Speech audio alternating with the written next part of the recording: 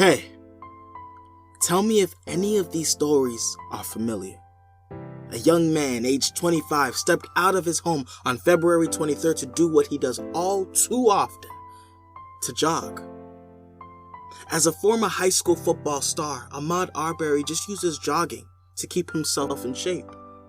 While on his jog, he witnesses a building under construction. Arbery's curiosity overwhelms him, and then he decides to take a look at the property. He goes inside to see a largely unfinished product and continues on his run.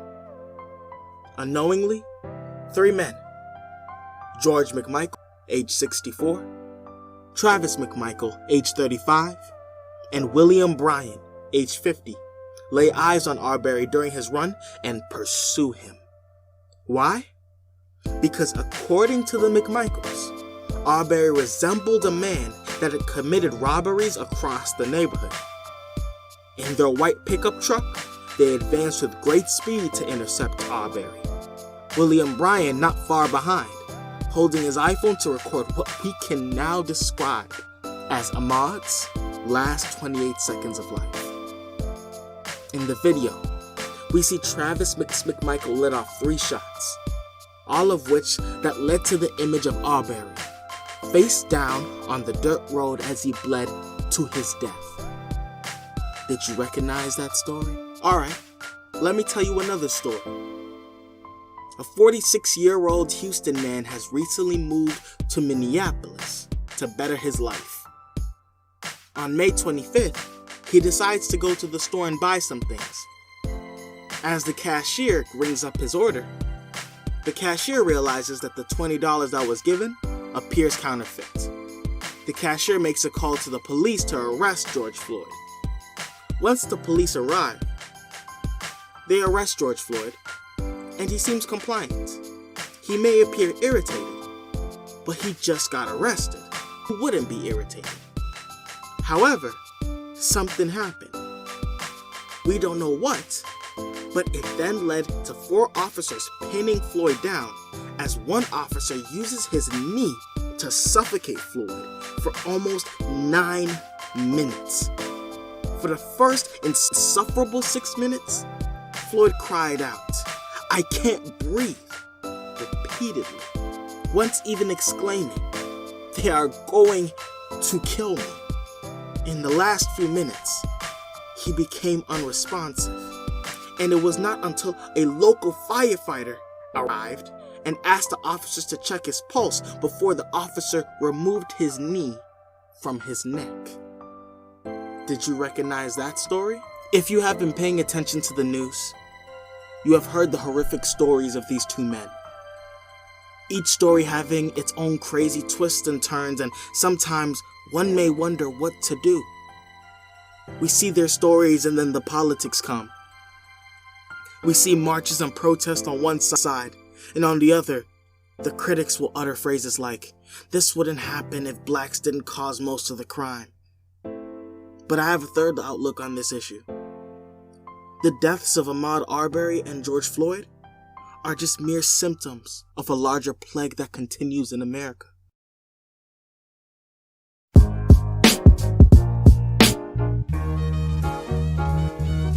First, I want to get something off my chest.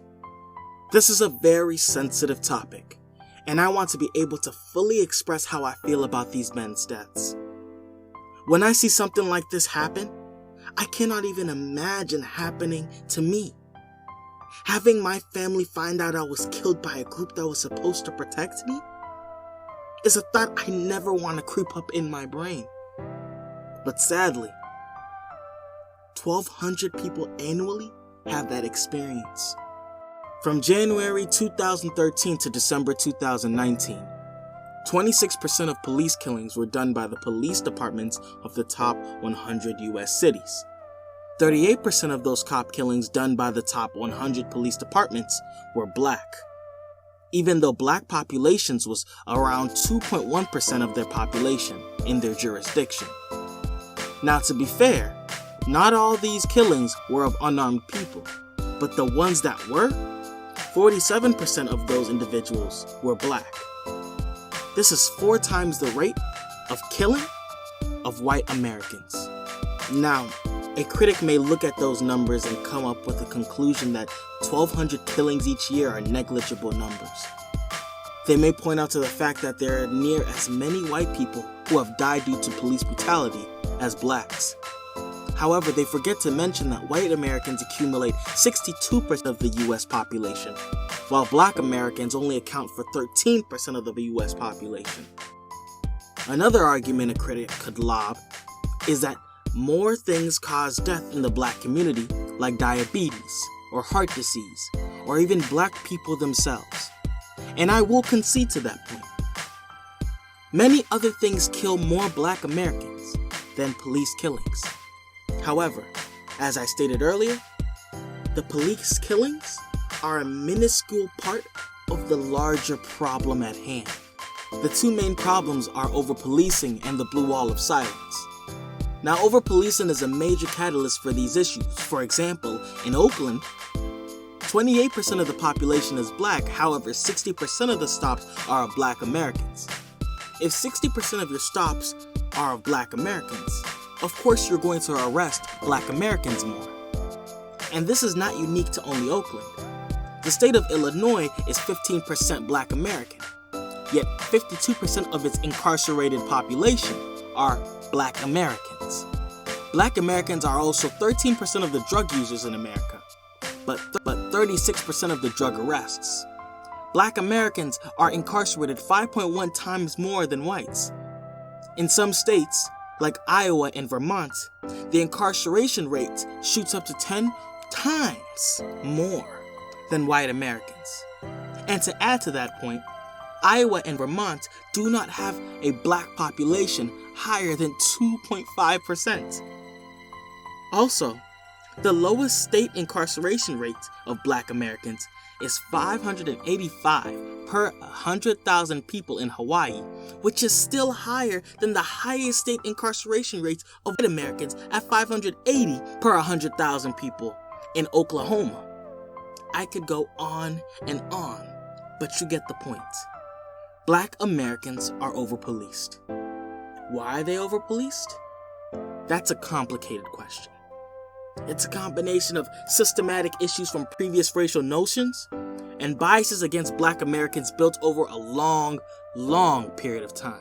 Nonetheless, the problem that exacerbates the over-policing more is the blue wall of silence. The blue wall of silence is basically an unwritten rule in law enforcement to protect each other. So if something happens in the field, officers stay silent.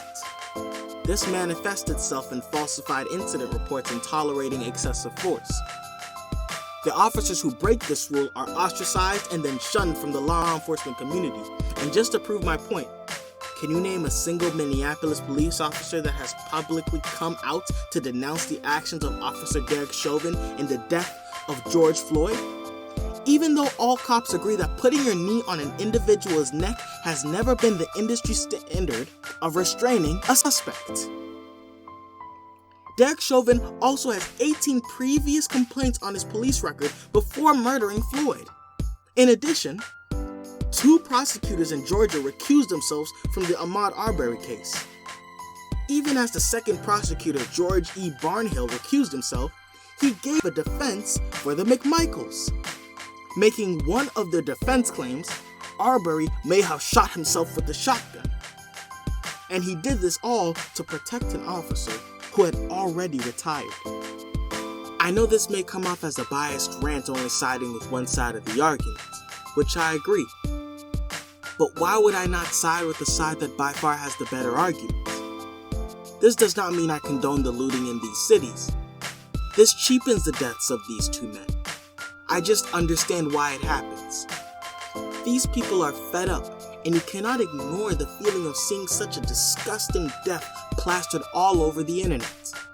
So please, before you say that 94% of all murders of blacks are done by blacks, understand that these people are seeing a group of people sworn to protect them hurt their family and friends. So understand that you may see the world in a completely different way others see it. So today, I leave you with this question. Knowing all that you know from this video, will you stand by or will you join the fight? This has been a Kwidy Kash video, and peace.